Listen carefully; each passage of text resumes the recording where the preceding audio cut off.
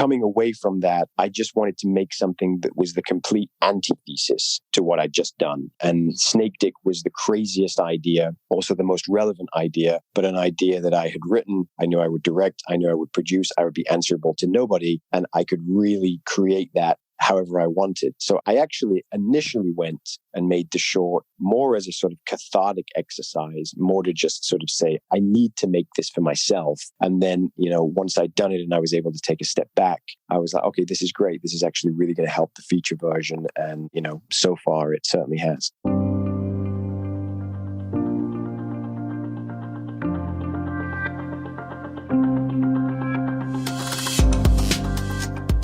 Hey everybody, I'm Lori Rudiman. Welcome to Punk Rock HR. Every once in a while, I get to lean into my punk rock roots and do something a little different on this podcast. On today's show, I'm going to introduce you to David Mahmoudieh and his new movie called Snake Dick. Yeah, I said Snake Dick on a business podcast. Let me say it one more time. Snake Dick. I can't say it enough. David is the writer and director of this film, and on today's episode, we talk about his creative journey. You don't just wake up one morning and say, I'm going to write and direct a film that means something to me. There's actually a lot of heartache, a lot of lessons learned along the way. And I think it's interesting to talk to a creative professional about his journey and think about the parallels to your journey in marketing, in sales, in procurement, or even in human resources. So if you've ever dreamed about taking a risk and following your dream, or you just like neo-noir short films, you're going to love this conversation with David Mahmoudieh about Snake Dick. Hey, David, welcome to the podcast. Thanks for having me. Oh my goodness, it's my pleasure. Today we're going to talk about all kinds of fun things: writing, making movies, creativity, innovation, all the good stuff. But before we get started talking about these big ideas, I want to know a little bit about you. Like, what's your origin story? What's your elevator pitch? How do you describe yourself to people you just met? Very good question. So I am a writer-director originally from the UK, where I was born and raised. I have an interesting mix. My father was Iranian. My mother is British, but with French-Canadian roots. And I grew up mostly in the UK, sort of London, Midlands area, and in Vancouver, Canada for a while. And I got involved in the creative industries, fairly young, sort of in my late teens, first working as a trainee AD, which is an assistant director in sort of TV and film, and then in advertising as a commercial director. And in the last few years, finally made that jump into narrative filmmaking, which is where I've always wanted to end up. When you use the term filmmaking, you're more than just a director, right? What do you do for a living? So I really tend to conceptualize a lot of the ideas that I make. So I guess I'm a writer-director at heart, but then at the same time, I will be hired as a director for hire. In fact, my first feature was as a director for hire, which means, I was literally just brought in to interpret somebody else's story and vision. And on the commercial side, that's a very similar setup in that a creative agency or a client shoots stuff for Google and, Kia, different brands. They will bring me in and they will have a brief. And a lot of the time they will have most of the creative ironed out in terms of what they want that spot to look like. And then I'm just adding the finishing touches and, again, delivering that vision for them as a director and bringing that shoot to life. Well, is there one specific part of this creative journey that you enjoy more than the others? I find myself identifying as a writer, although I do, a multitude of things just to pay my bills. So how do you identify and what do you enjoy doing? I really enjoy the writing process, but it can be obviously very lonely. But what I like about the writing process is just the endless possibilities. And I always really come back to my mantra, which is really from Stephen King, where he said that writing is like this excavation process. It's almost comparable to an archaeological dig where you're searching for bones and, you might find bones that look amazing and you think, oh, this is interesting. But then you have to fit it in with the rest of the skeleton that you're assembling. And I find that to be a fascinating analogy because definitely I do tend, having, done this for a while now, certainly on the writing process side of it, it's like once you find the thread of a story, the rest of it just starts to unravel and you do start to find these pieces that fit together. And so in many ways, my overall view of the storytelling process is that subconsciously these stories already exist in our minds, almost in completeness. And we just have to sort of find enough pieces where we can sort of start assembling that puzzle and then fill in the gaps. That's really interesting that the story already exists in our mind, because I think that's true. And sometimes I find when I'm talking to other writers or other creative professionals, they tend to tell the same story over and over again, right? And that's not a dig in any way, but they have a grand thesis, a big idea of the world. And maybe it's expressed in one way with one narrative or in a different way with a different medium, but it's kind of the same thing they're obsessed with. Are you telling the same story over and over again? What do you think about that theory? I guess in some ways, yeah. I mean, I think that sort of on a subconscious level, we all have recurring themes, and I guess they really so stories in essence are moral tales, and a story that sort of doesn't take the side of morality in any way is a very rare thing. I think that actually only Mary Shelley's Frankenstein is perhaps the standout story where it doesn't take a moral standpoint, which makes that a very unique piece of work. But I think that definitely, your worldview, your sort of perspective on, how you see the world, that definitely inevitably permeates into your work. And so, yeah, I think you look at sort of filmmakers. I mean, you look at Martin Scorsese, you look at Christopher Nolan, they make very different films that exist and are, masterpieces in their own right. But if you look at them and you analyze them, there's always a sort of common thread where you can identify the filmmaker within the body of the work. So what's your common thread? Hey, we're the payroll baddies, and our mission is to make payroll fun and relatable. And call out industry when we hear it. You got to call it out. You got to call it like you see it. But we also got to shine a light on all those unsung payroll heroes out there, making sure we get paid. Yeah, those are the real payroll baddies out there, and we love sharing their stories and showing them love. With gold chain and everything, baby. By the way, SAP is the best payroll out there, and if you don't like it, get out. I think my common thread is that I think all truth is dictated by fiction. And this is sort of something that I, very early on sort of stumbled upon. My mind is really sort of fascinated by this idea that we build the world through these stories in our own image, and we are in control of what that image ultimately is. For example, as a kid, I used to love Robert Zemeckis as a filmmaker, and I mean, I still do, but, like growing up and watching things like Back to the Future and Back to the Future 2 and all these amazing movies. And now we're at a time where the technology, we're starting to create, hoverboards, like that thing that Marty McFly was, zipping around on in the movie. Within 5 or 10 years, that's going to exist. And we sort of overlook that because we kind of think to ourselves, okay, well, yeah, it was an idea, of course, at some point. The technology was going to move in that direction. But what people don't really understand is that technology isn't found like hiding under a rock. Technology is the fruit, ultimately, of ideas. And, without the ideas and without the conceptualization process, nothing would exist. You could look around in wherever anyone is right now, and if you're in your car, if you're in a room, wherever, every single component that surrounds you began as an idea and had to go through this process of fruition. And so what I really like to examine in my work is just sort of the metaphors that built our society are usually very fantastical in their origin. And so, in the case of the project that we're talking about right now, Snake Dick, that was really an opportunity to explore the sort of metaphorical manifestation of male fear towards female empowerment. And I tend to sort of gravitate towards any story that allows that to look at reality and look at our current world in a mythical or historical way. Hey, everybody. Chances are you've spent the past few months cooped up with your family, buried under a relentless news cycle, and with work that never seems to switch off. Millions of us worldwide are overworked, exhausted, and trying our hardest, yet not getting the recognition we deserve. It's time for a fix. That's why I wrote my new book, Betting on You: How to Put Yourself First and Finally Take Control of Your Career.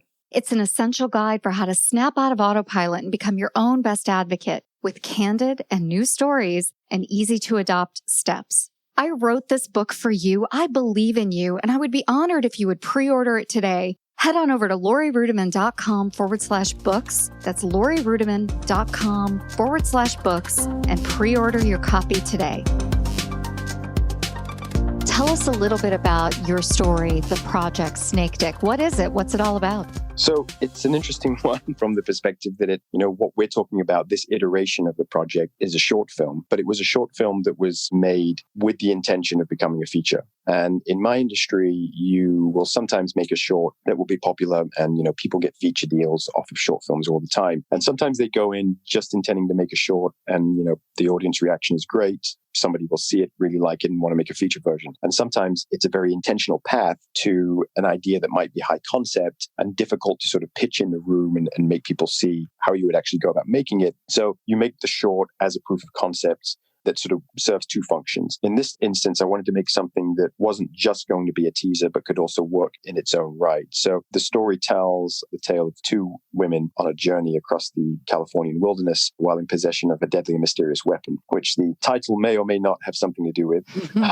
And their car breaks down at a gas station and they encounter two, we'll say, very MAGA-centric individuals, that begin sort of catcalling them and giving them a lot of unwanted attention. And it sort of escalates from there and becomes this sort of tale of predacious female empowerment, but also has a lot of other sort of allegories just for the state of our country right now. And the end of the film is really sort of where it leaves the door ajar for the sort of longer sort of feature version that I can't really say too much about because, we've been very lucky to have a lot of interest in the short and we're sort of currently speaking to a couple of potential partners on that. But what I can say is that the feature is set against the backdrop of the 2020 election. And so it's a kind of how the election was won/lost retrospective. So I'm obviously watching the events of this election very closely because it's going to dictate the ending of the of the feature. Yeah, well, I should tell our lovely listeners out in the audience that we are recording this the day after the election. And so many questions, because I think first and foremost, it's very tricky to write about MAGA supporters, like true Republicans, in a way that doesn't seem empty and already done. So what's the dance around that to demonstrate humanity or not, to create fully fledged characters and bring something different to that?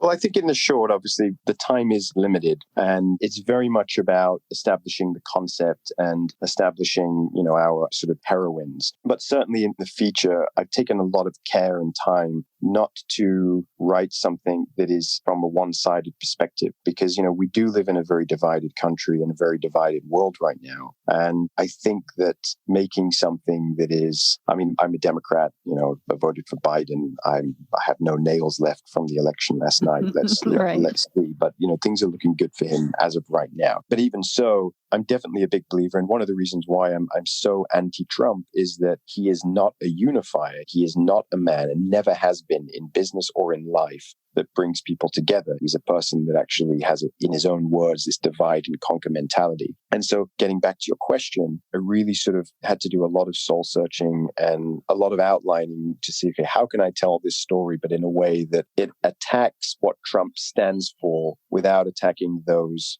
who stand with him. Because I personally believe, a lot of us are probably disheartened this morning where we see that almost half of the country is behind these ideals that Trump stands for. But in my mind, I don't believe that they are. I actually think that a lot of people are voting for Trump for other reasons. They're not necessarily racist. They're not necessarily misogynistic, but they are definitely disenfranchised. And I feel that with cinema is such a sort of universal tool and stories are such a universal tool to unify people. Whether you're a Republican or a Democrat, you can still enjoy, the latest Marvel movie. You're probably not going to get into a political argument over that. And so with this set against the backdrop of the election, it doesn't pick a side. The only side it would pick is it picks the side of feminism and what it means to be a feminist in Trump's America and this world moving forward. Well, that's really interesting. So many questions, but I'm curious about what it does mean to be a feminist in Trump's America, because I guess we've had 4 years where we've seen it play out and we've seen the rise of Karens and we've seen the rise of white feminism and its limitations. And I just think, feminism has never had a greater opportunity to kick ass and take names, but it's also kind of let us down also over the past 4 years. I don't know. Does any of that make sense? Yeah, absolutely. And with Snake Dick, I mean, one of the sort of themes of that is, again, going back to this metaphor, is the extremities that perhaps, women may feel they have to go to in order to be noticed and heard. And a big motivator for me writing this in the first place, I actually wrote the idea initially back in 2016, around the time that Trump was running for election and eventually being elected president. And to me, it was a very interesting time because you had the Me Too movement was really taking off. I mean, it had been around for a few years before then, but I think off the back of, Harvey Weinstein and off the back of the Access Hollywood tape, it was sort of a rocket fuel to the Me Too movement because all of a sudden you had this serial misogynistic in Trump who was running for president and eventually being elected president of a country that pioneered women's rights, And I think that irony, really just sort of made women stand up and say, okay, enough. We are clearly not being heard if this is who we are electing to make decisions about our bodies and our futures. And in parallel to that, you had this very strange, opposition from a lot of the male side. And unfortunately, I have to say, a lot of people that identified with Trump were a lot of people who sort of saw some of themselves within him. That was this sort of, anti-movement against cancel culture, where they were sort of painting men as the victims. And it was so atypical of everything that women were, campaigning about, that we're not being heard. And even when they had the mic, men were still in the background saying, well, what about us? We're not all bad and, we can be victims too. And so just the whole sort of bizarreness of that, I think, is what really sort of contributed to this idea and sort of, formulating a microcosm of that sort of matchup in a very sort of ludicrous way. And, from that point onwards, I spoke earlier about sort of finding the thread and sort of unraveling the story. That was the moment, where the story was born. And I went off and did some other things in between. I went off and made a feature. We probably talk about that a little bit as well. But it was also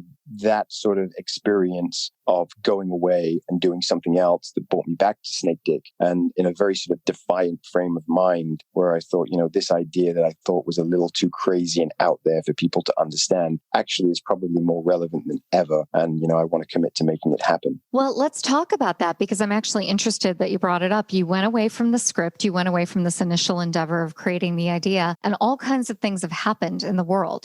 Not only your career, but we've had George Floyd and we've had COVID, right? And so here you are about to re-embark on this journey with this script, with this short film. So what's that like? When you came back to the idea, how had the world changed? Hey, this is William Tinka.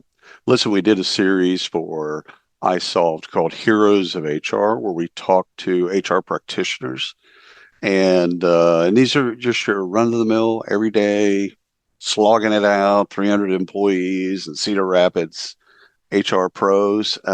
Mostly it's centered around iSolved and what they do with iSolved, but also they talk a lot about kind of the day-to-day rigor of HR. If you're curious about that, search for Heroes of HR wherever you get your podcasts.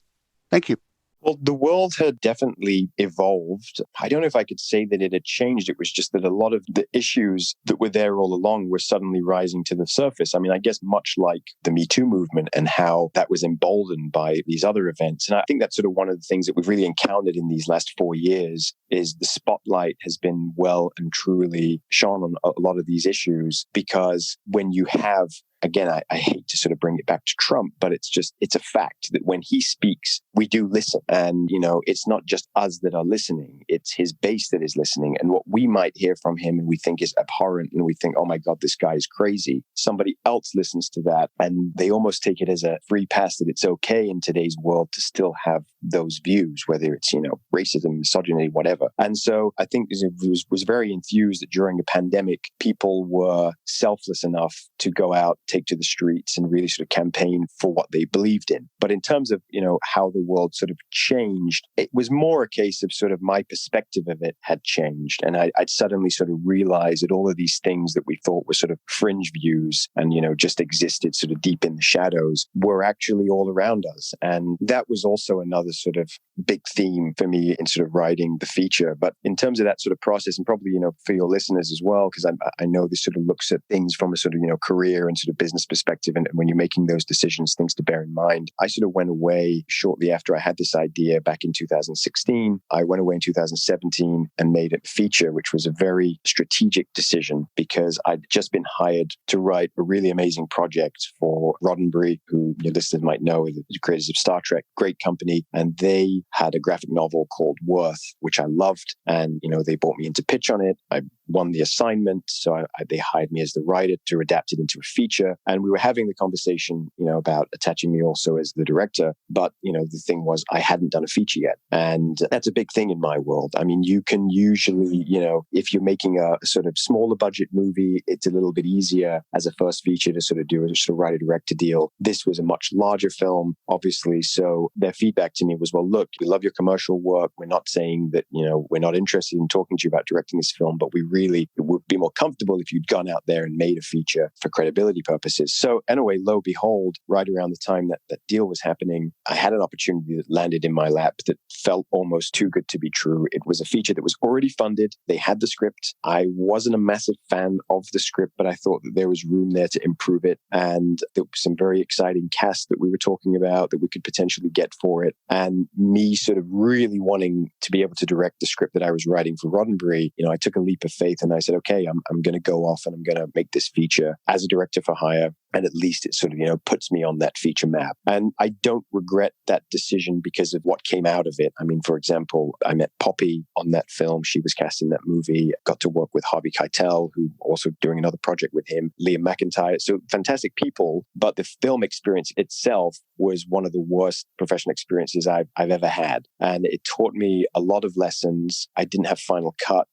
I really was literally more like a glorified DP on that film just because the way it was structured, the writer, producer, actress, / financier had final say on everything. So I walked away from that experience really deflated and disheartened, but also knowing in my heart that I shouldn't have made that film. I shouldn't have took the job as a director for hire, and especially my first feature. So coming away from that, I just wanted to make something that was the complete antithesis to what I'd just done. And Snake Dick was the craziest idea, also the most relevant idea, but an idea that I had written. I knew I would direct, I knew I would produce, I would be answerable to nobody, and I could really create that however I wanted. So I actually initially went and made the short more as a sort of cathartic exercise, more to just sort of say, I need to make this for myself. And then, once I'd done it and I was able to take a step back, I was like, okay, this is great. This is actually really going to help the feature version. And, so far it certainly has. Well, David, I think there are so many interesting lessons in that for people in the creative space, but also in just boring corporate jobs, right? How many of us have walked into something that has turned out to not be what we've planned? And I think your reaction to that is so interesting because you could have just gone on to the next feature, right? You could have figured out a plan that way, but instead you looked internally and you challenged yourself to do something, I think, a little creative. And it sounds like it's been restorative. Can I use that word? Is that an accurate word for you?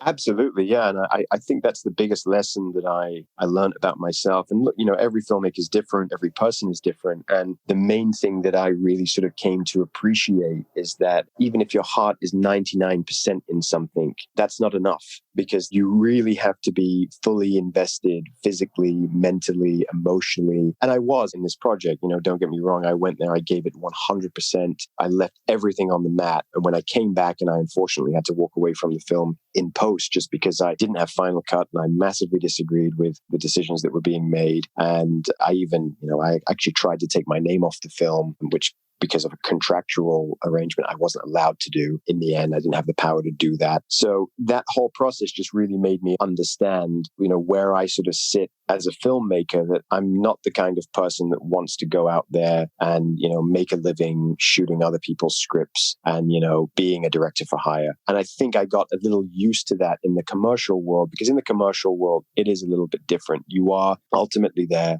to give the client what they want. You obviously go in there and you fight like hell for your creative integrity. And there's been many occasions where, I've walked away from commercials where like, that wasn't creatively fulfilling at all, but whatever, the client's happy, I'm happy, move on to the next thing. But commercials are such a disposable format. I mean, you ask anybody what their favorite commercial is from last year, they're probably not going to be able to tell you because they don't remember. And you ask them what their favorite commercial from 10 years ago is, and they have no clue. Whereas with movies, I mean, you can have a conversation all day, all week, all month long with somebody about their favorite films. So just for me, that really sort of crystallized in my mind the importance that any sort of feature film that I make here on out, I will be judged on that as a filmmaker. And I don't really care about the judgment, but just in terms of the judgment of myself, was it creatively something that I resonated with to the extent that, I wanted to put a piece of my soul into it? And with See You Soon, which is the name of the first feature that I made, I walk away from that and it has my blood and my sweat and tears in it, but it's not truly representative of who I am as a filmmaker. And with Snake Dick, that most definitely is. And, that taught me moving forward to never really make that mistake again of taking a job because you feel that you have to in order to land the next job. It's not the way to do things. And I'm glad I learned that lesson early rather than later. Yeah, I love that. Well, as we start to wrap up the conversation, is there anything else you would like our wonderful listeners to know about this awesome short film? Like, tell us where we can find it, how we can watch it. Like, how do we get on the Snake Dick wagon? So we're in a lot of film festivals right now, which is fantastic. We just found out we won the audience award at Salem, and we won the audience award at a really great festival in Spain called Curtas, which we're very excited about. So it's playing at various festivals all over the world. And then online, it just got picked up by Alta, which is part of Gunpowder and Sky. That is a streaming platform which is available, I believe, via YouTube. So if you go on to, I think it's watchalta.com, you should be able to see the film there from later this month onwards. And it's also currently right now, I think for the next few weeks, airing on Omeletto, which is another, great short film platform. Also, I think hosted via YouTube. So if you type Snake Dick into YouTube, you are probably going to find it somewhere in the coming months. I want everybody to type that just into Google and see what they get. Yeah. And do it at sure work. That your safe search is on. Yeah. No. Turn that safe search off and do it at work and see what your IT department has to say. I love that idea. Well, David, it was a real pleasure to hear your story and get to know you. Thanks for being a guest today. No, thank you for having me. I appreciate it. Hey, everybody. I hope you enjoyed my conversation with David Mahmoudieh about his film Snake Dick. Head on over to lorirudiman.com/punkrockhr-136 to learn more about David, to read about the film, and to see a review in Mashable that was actually very good. It's totally an honor to spend time with you every week and talk about crazy careers, interesting stories, and just get to know people who have a different and fresh take on the world of work. Thank you so much for joining me, and we'll see you next time on Punk Rock HR.